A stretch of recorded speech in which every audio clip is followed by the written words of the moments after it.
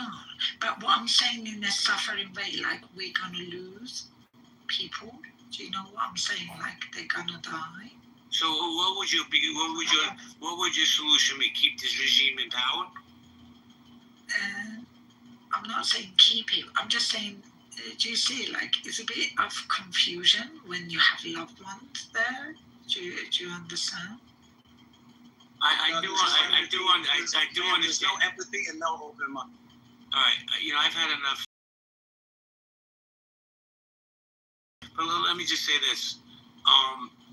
From the Iranians I've heard so far today, they're embracing this. They're loving this because they can see freedom coming down the road. Like Iran, Sarah right above you. She's an Iranian. She thinks this is great. I mean, I don't want to speak for Sarah, but she can speak for herself. But a lot of people are embracing this, the Iranian people. Yeah, as I said, I hope so. I hope good things come out of it. Ramita, do you feel that the people of Iran are going to take action after this, or what do you think there's going to be changes?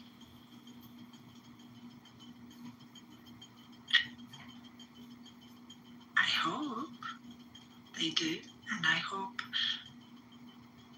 there will be changes. I hope so. To this, Israel have made it clear to the people of Tehran, please get out, remove yourself from Tehran. The population of Tehran, I believe, is in the vicinity of about 10 million people.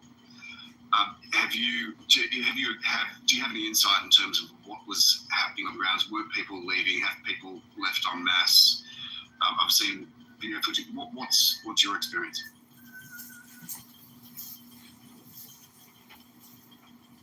Has your family been in Tehran? Oh, and she left.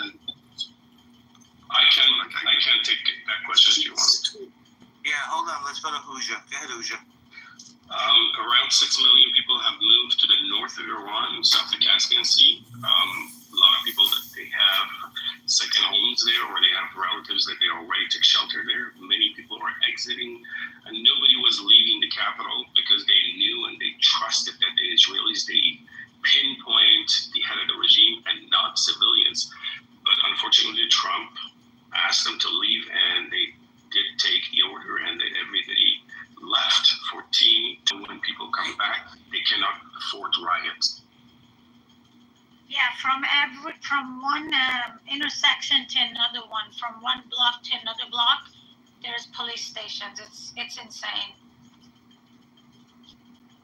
Yeah, I've also, thanks, Huja, I really appreciate that as well, Sarah. The banking system has been attacked. There's been two. What is this?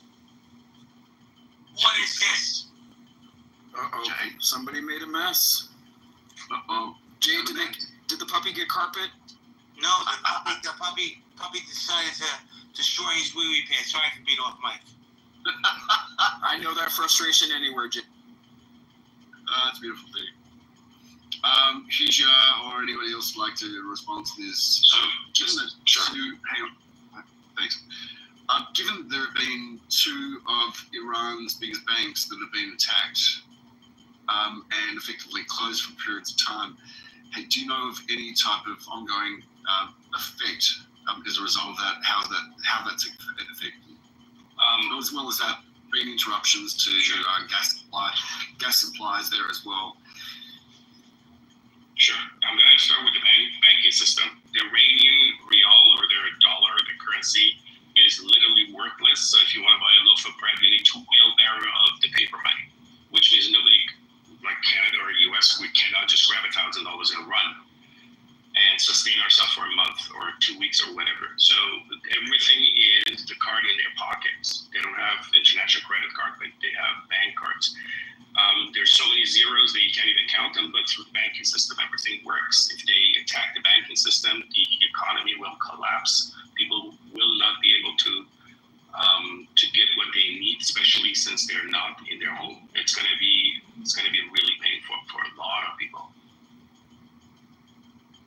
When do you think it feels like it's possibly inevitable that members of the IRGC themselves will revolt against against the existing regime.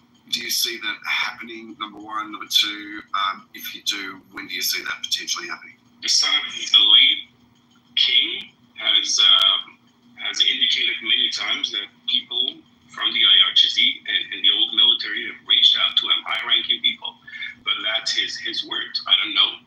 But if that is to happen, I understand that there is a very good chance of a coup. But as long as they could outlive one president to the next one, they tried, but apparently they cannot mess with this president, and 3.5 years is too long for them to play. This is the time of desperation. Okay, where the defences are down, banking system's been attacked, nuclear sites have gone effectively. So I'd be keeping out, the ears down to the ground. It could be really interesting 24, 48 hours coming up. I don't know when, the Iranian people will take the opportunity, but I really hope that the time is now. And I hope that there's been some coordination in the back channels, for this day, not just about, striking the nuclear zones, but also trying to be able to make sure that there is going to be a follow-up from this regime and these activities take advantage of what's going on. If you asked me 3 days ago if there was a chance of uprising, I would have said absolutely yes. But currently, there's zero chance of uprising because President Trump did not talk to Netanyahu and then ordered the Iranian people to leave the capital. 10 million people loaded, breaking every single door down. They're trying to look for the mole, whoever that is working with Mossad.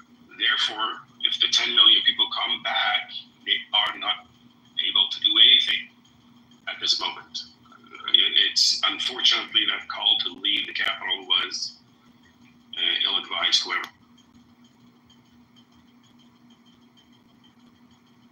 Anybody else who wants to chime in, they're very welcome to. Do you think the Ayatollah is going to stay? 100%. He will.